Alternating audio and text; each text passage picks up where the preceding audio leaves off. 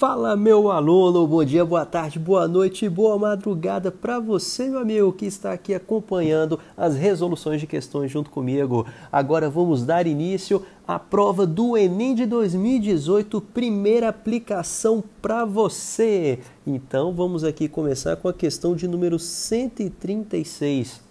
Só um detalhe antes de darmos início. Aqui eu vou deixar no link da descrição a prova que a gente vai estar acompanhando a ordem das questões, tudo bem? Aqui no caso eu estou fazendo o caderno cinza, perfeito? Aí eu vou deixar no link da descrição o link para você poder baixar esse caderno de prova juntamente com o seu gabarito, fechou? Agora vamos meter bronca aqui, vamos ver o que essa questão está tratando para a gente. Ele falou o seguinte: sobre um sistema cartesiano, considera-se uma malha formada por circunferências. Perfeito, então a gente só tem circunferência aqui. De raios com medidas dadas por números naturais. Então ele só está falando para a gente que o raio de cada circunferência dessa que você está enxergando equivale a uma circunferência. Por exemplo, essa primeira circunferência aqui, olha, ela possui um raio exatamente igual ao número que ela está passando aqui nos eixos coordenados, o número 1. Essa segunda circunferência vai possuir como raio também esse mesmo valor numérico que ela passa em todos os eixos coordenados, o número 2, e assim sucessivamente. Então temos aqui a circunferência de número 3, que por sinal ela passa também pelo número 3, não é? Então o seu raio vai equivaler a 3. Temos ainda a circunferência que passa pelo 4, a circunferência que passa pelo 5 e a circunferência que passa pelo 6. Aqui está. Então essa daqui é a nossa sequência de circunferências. Eu estou fazendo aqui meio rapidinho, mas é só para a gente poder acompanhar de forma mais rápida a resolução da nossa questão, tudo bem? Então veja que esses valores que ela toca os eixos coordenados, por todas elas passarem pelo centro da circunferência, tendo como centro o centro dos eixos coordenados aqui, então o raio vai equivaler a esses valores numéricos que elas tocam os eixos coordenados, tudo bem?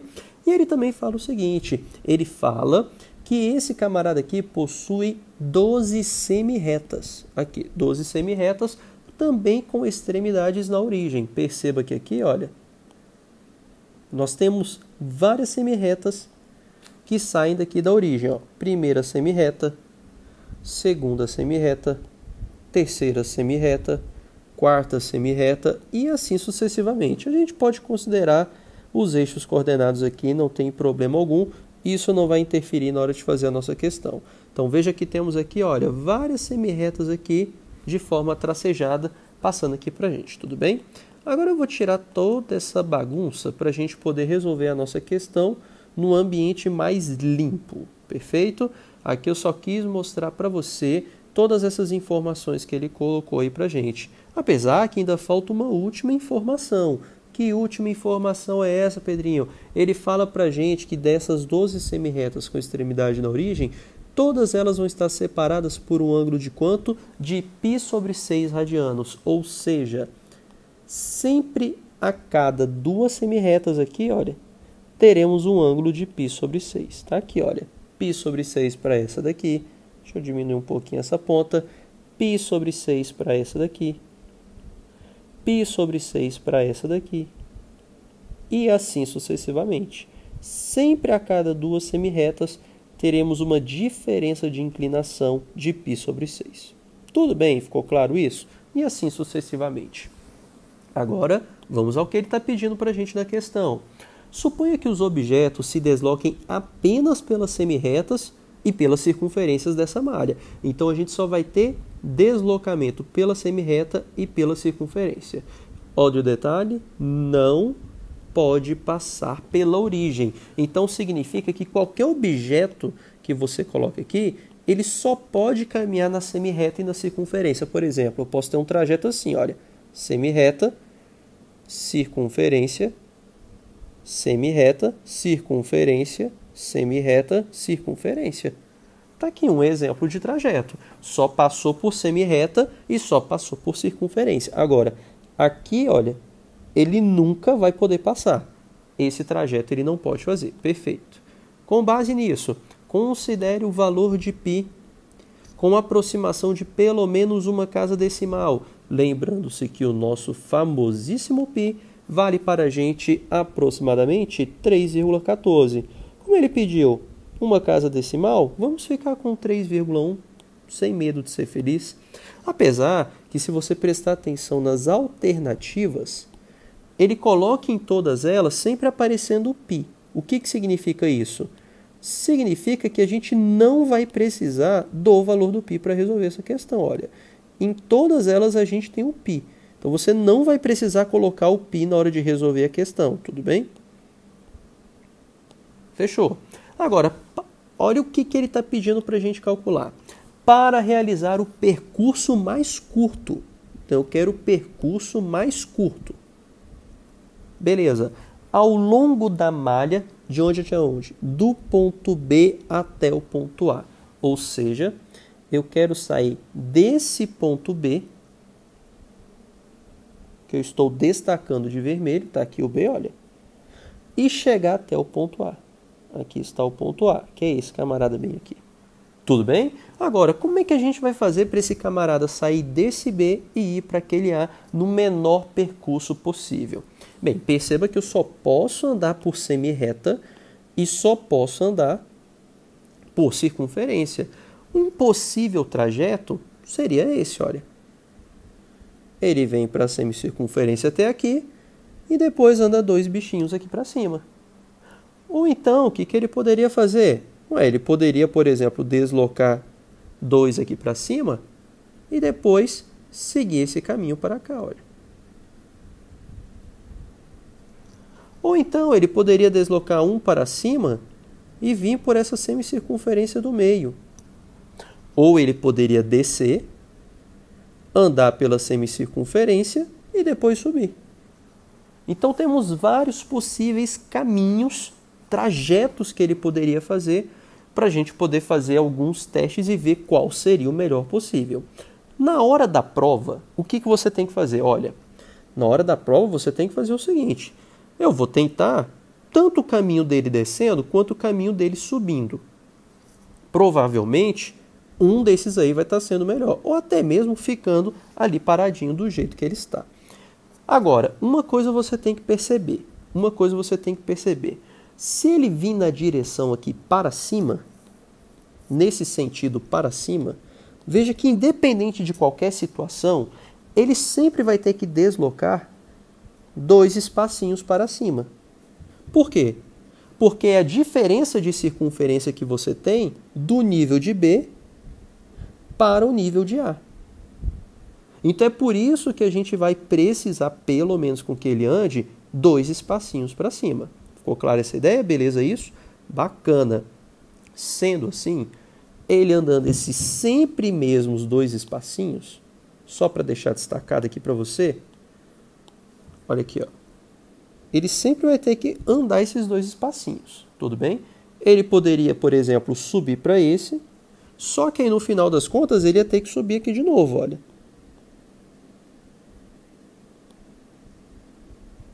Então andou 2 espacinhos do mesmo jeito. Ou então ele poderia subir, olha, já aqui 2 de uma vez, mas veja que são os mesmos 2 que ele está andando. Então ele poderia subir ou no início ou subir no final. Agora eu tenho que saber qual que é mais vantajoso. Ele, por exemplo, subir no início ou subir no final. Já que esses mesmos 2 espaços para cima ele sempre vai estar andando. Pedrinho, mas como é que eu vou saber qual é mais vantajoso? Aí você vai ter que prestar atenção na circunferência. Porque olha aqui, veja que se ele começar pela circunferência de B e depois subir para o A, teremos uma circunferência diferente se ele primeiro tivesse subido e depois vindo na direção de A, fazendo esse trajeto aqui. Então a gente vai comparar esses 2 trajetos, esse trajeto azul e esse trajeto roxo. Qual que você acha que seria mais vantajoso? Como eu já falei, essa distância que eu estou colocando aqui, olha, de vermelho, é a mesma. Então a única coisa que eu vou precisar agora fazer é comparar as 2 circunferências. Agora, qual circunferência eu vou ter o menor deslocamento? aquela que possui o menor raio. Veja que a circunferência roxa possui um raio igual a 4. A circunferência azul possui um raio igual a 6. Então, como a circunferência roxa possui um raio menor, significa então que o comprimento do seu arco vai ser menor. Então, essa circunferência roxa ela é mais vantajosa para a gente. Tudo bem? Ficou clara essa ideia? Então, veja que de antemão, parece-me que essa daqui está sendo mais vantajosa. Esse caminho roxo que eu estou colocando aqui para a gente.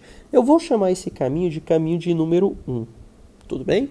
Agora, a gente vai fazer os cálculos para ver quanto que vai ser o percurso ele indo por esse caminho de número 1. Pedrinho, como é que eu vou fazer esse cálculo então? Bem, primeiro a gente vai calcular o comprimento da circunferência. A gente vai calcular o comprimento dessa circunferência aqui, que era o do caminho roxo que eu coloquei para vocês. Mas, Pedrinho, como é que eu faço para calcular o comprimento de uma circunferência? Comprimento de um arco de circunferência é dado sempre por lar. O comprimento é dado pelo ângulo multiplicado pelo raio. Você pode esquecer essa fórmula? De jeito nenhum, meu amigo. De jeito nenhum. Isso aqui é uma fórmula extremamente importante para a sua prova, tudo bem? Então, vamos lá. O raio dessa circunferência você tem? Tem, você tem um raio. Ele vale 4. Olha ele bem aqui. Agora, o que está faltando para a gente? Está faltando o ângulo. Veja que esse ângulo começa em B e termina em A. E ele afirmou para a gente que cada espaço de semirreta tem um ângulo de π sobre 6. Então, eu vou ter uma vez o π sobre 6, duas vezes o π sobre 6, 3 vezes o π sobre 6, 4 vezes o π sobre 6. Então, o ângulo que a gente está buscando aqui é de 4π sobre 6. Com isso, o comprimento do arco que estaremos calculando ali vai equivaler a 4π sobre 6, que equivale ao ângulo, multiplicado pelo raio. O raio daquela circunferência é de 4 unidades. Tudo bem? Esse daqui vai ser o comprimento daquele arco. E isso daqui tudo vai ser igual a... É possível simplificar? Sim, é possível simplificar. A gente pode simplificar por 2 aqui em cima e embaixo. 4 por 2 dá 2, 6 por 2 dá 3. Multiplicando em cima, 2 vezes 4, 8. Teremos então, no final das contas, 8π sobre 3. Esse daqui, então, é o comprimento daquele arco que a gente acabou de calcular. Beleza? Está aqui o comprimento do arco de 8π sobre 3. Agora, essa daqui não é a distância total. A distância que eu vou chamar de número 1, ela vai equivaler ao quê? Vai equivaler àquele 8π sobre 3 que a gente acabou de calcular, mais essas duas unidades que ele sobe, olha, para poder chegar em A. Então, vai ser 8π sobre 3 mais 2. Então, essa daqui seria o que eu chamo de distância de número 1. Tudo bem? Ficou claro isso? Então, esse daqui é um possível percurso para ele poder fazer. Agora, será que realmente esse daqui seria o menor deles? Não necessariamente. Mas, Pedrinho, como é que eu vou saber se esse camarada vai ser ou não o percurso? Bem, veja que aqui a gente só fez o teste de caminhos indo para cima. Mas ele também poderia o quê? Ir para baixo. Sem problema algum. Por exemplo, ele poderia fazer esse percurso que eu vou destacar aqui agora para vocês, olha. Em vez dele vir para cima, ele pode vir aqui para baixo, olha. Entendeu? Aí depois esse camarada, ele pode vir fazer aqui a circunferência até chegar na circunferência de A, até chegar na direção de A, não é? E depois, finalmente, subir até A. Aqui está. Então, ele poderia fazer esse trajeto aqui sem problema algum. Será que esse trajeto que eu acabei de demarcar, ele não seria um menor deslocamento para ele poder chegar? Bem, uma coisa que a gente já tem garantida. Veja que aqui ele já fez um deslocamento de 1 unidade para baixo e 3 unidades até chegar em A. O que está faltando agora a gente calcular é o comprimento dessa circunferência que agora possui raio 3. Fazendo de forma, então, mais direta, o que vai ser, então, essa distância de número 2? Vai ser as 4 unidades que eu coloquei ali para vocês, que é aquele 1 para baixo e 3 para cima, mais o comprimento do arco de circunferência. Esse comprimento do arco é sempre dado pelo quê? O ângulo vezes o raio. Veja que o ângulo nunca vai mudar. Esse ângulo, ele sempre vai ser de 4 vezes o π sobre 6. Então, teremos mais 4 vezes o π sobre 6, multiplicado pelo raio, que agora vale 3. Aqui está. Resolvendo-se essa continha, é possível simplificar alguma coisa? Sim, é possível. Olha aqui, ó. Aqui vai embora por 2. 4 por 2 dá 2, 6 por 2 dá 3. Com isso, o resultado para essa segunda distância vai ser 2 vezes... Aliás, eu nem vou fazer a multiplicação, porque veja que ele nem está sugerindo fazer o produto, olha. Aqui nessas alternativas. Então, eu vou deixar do jeito que está. Então, teremos 4 unidades somando, mais o quê? Mais aquele produto do 2 pelo π, pelo 3, e embaixo o número 3. Aqui está. Essa vai ser a nossa segunda distância. Agora, como é que eu vou saber se à medida que eu estou descendo, as minhas distâncias estão melhorando ou piorando? Como é que a gente vai saber disso daqui? Bem, aí seria interessante a gente utilizar o valor de π para isso. Veja que ele sugeriu a gente utilizar o π como 3,1. Vamos utilizar 3 para a gente poder fazer esse cálculo mais rápido. Sendo π igual a 3, o que a gente vai ter nesse produto da número 2? 3 vezes 3, 9. 9 dividido por 3 dá 3, que vezes 2 dá 6, que mais 4 dá 10. Então, essa distância de número 2 seria aproximadamente 10. Na verdade, um pouquinho maior do que 10. Só para a gente ter uma base do que está acontecendo com esses valores. Vamos agora para a distância de número 3, para a gente saber se à medida que eu estou descendo, esses resultados estão diminuindo. Bem, a gente já pode também verificar pela distância de número 1. Não podemos esquecer dela. O π sendo 3, vamos colocar esse π igual a 3, não tem problema, ele é uma constante. O π valendo 3, eu já posso cortar com esse daqui de baixo. Então, a gente vai ter na de cima 8 mais 2, 10. Mas, Pedrinho, então significa que é o mesmo resultado? Na verdade, aqui a gente está encontrando sempre valores aproximados. Provavelmente a gente vai ter que utilizar esse 3,1 para poder resolver com mais propriedade esse resultado aqui. Vamos utilizar o 3,1, que vai ficar melhor aqui para a gente. Utilizando-se o 3,1, na de cima teremos 8 vezes 3,1. Isso equivale para a gente 8 vezes 1, 8. 8 vezes 3, 24. Então, teremos 24,8. Tudo bem? Isso daqui, a gente vai ter que dividir por 3. Como é que a gente faz essa divisão por 3 desse número? Anda uma casinha com a vírgula para a direita nesse camarada e acrescenta-se um zero nesse número da direita. Então, isso aqui é o mesmo de dividir 248 por 30. 248 dividido por 30, quanto que isso vai ser? Colocamos um número 8 aqui. 8 vezes 30 dá 240. 248 menos 240 dá 8. Acrescento um zero e uma vírgula. 80 por 30 dá 2. 2 vezes 30, 60. Sobra 20. Acrescenta-se um zero. 200 por 30, isso aqui vai dar para a gente 6. 6 vezes 30, 180, sobra 20 e assim sucessivamente. Então, teremos aqui aproximadamente 8,26. 8,26 mais 2 dá 10,26. Então, esse daqui é o resultado da primeira distância que a gente está andando. Agora vamos para a distância de número 2. Distância de número 2, o que a gente vai ter? Essa vai ficar mais fácil, porque é só cortar o 3 de cima com o 3 de baixo. Então vai ficar para a gente 2 vezes 3,1, ou 3,1 vezes 2, que dá 2 vezes 1, 2, 2 vezes 3, 6. Dá 6,2. Mais o 4, isso aqui equivale para a gente a 10,2. Olha, que interessante. Então perceba que daquela distância de número 1 para a distância de número 2, os resultados estão diminuindo. Como a gente está aqui para estudar matemática, vamos fazer mais uma vez para saber se isso daqui está continuando esse padrão numérico de sempre reduzindo à medida que a gente faz esse deslocamento descendo para depois subir. Então vamos fazer novamente essa brincadeira. Agora o que eu vou fazer?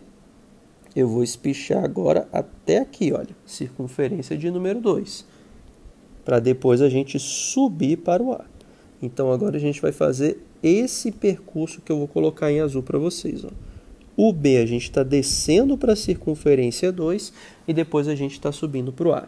Perceba que ao fazer isso daqui, a gente está já descendo 2 unidades para baixo e subindo 4 unidades para cima. Então aqui a gente já tem 6 unidades garantidas. Mais o que? O comprimento da circunferência cujo raio vale 2. Já temos garantido o ângulo de 4π sobre 6, que é o ângulo em radianos, e isso daqui a gente vai multiplicar por 2, que é o raio da circunferência, que vai ser igual a, fazendo-se a devida simplificação, aqui vai embora por 2. 4 por 2 dá 2, 6 por 2 dá 3. Então teremos no numerador 2 vezes π vezes 2, embaixo o número 3, 2 vezes π vezes 2, embaixo o número 3, tudo isso mais 6. Aqui está. Agora, vamos fazer a conta também desse daqui, só para a gente ter ideia se esses valores estão aumentando ou continuam a diminuir. Então, olha aqui, 2 desse vezes 2 desse, já temos 4. Agora, o 4 eu vou multiplicar pelo valor do π, que é 3,1. 3,1 vezes 4. 3,1 vezes 4. 4 vezes 1, 4. 4 vezes 3, 12. Temos aqui 12,4. Dividindo-se 12,4 por 3. Anda com a vírgula uma casinha para a direita, acrescenta-se um zero nesse número. É o mesmo que dividir 124 por 30. Então vamos lá, 124 dividido por 30.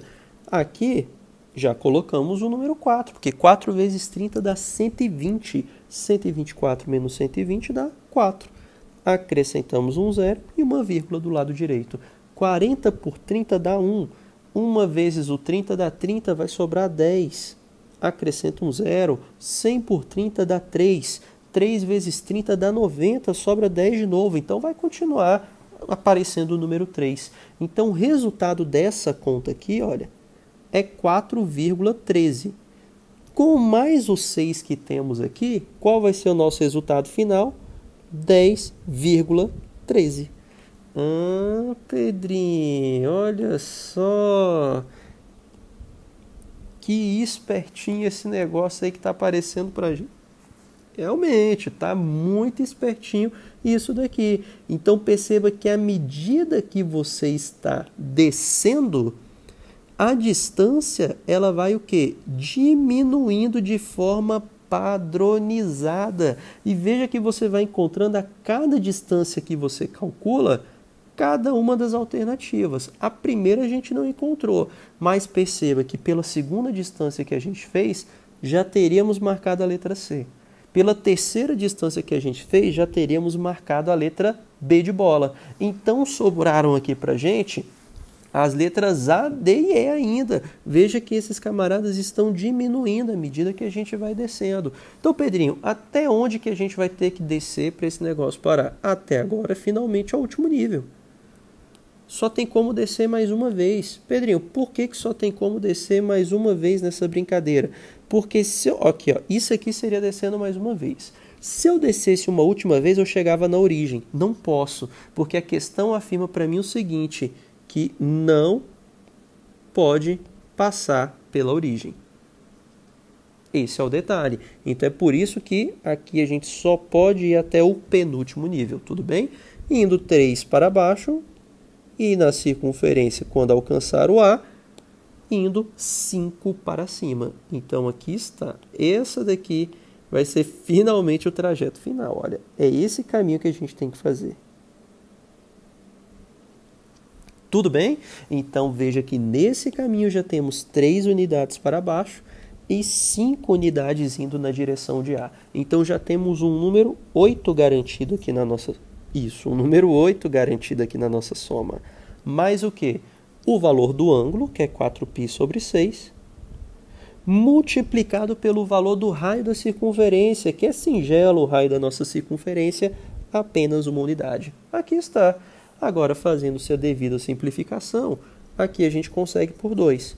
4 por 2 dá 2, 6 por 2 dá 3. Aqui está.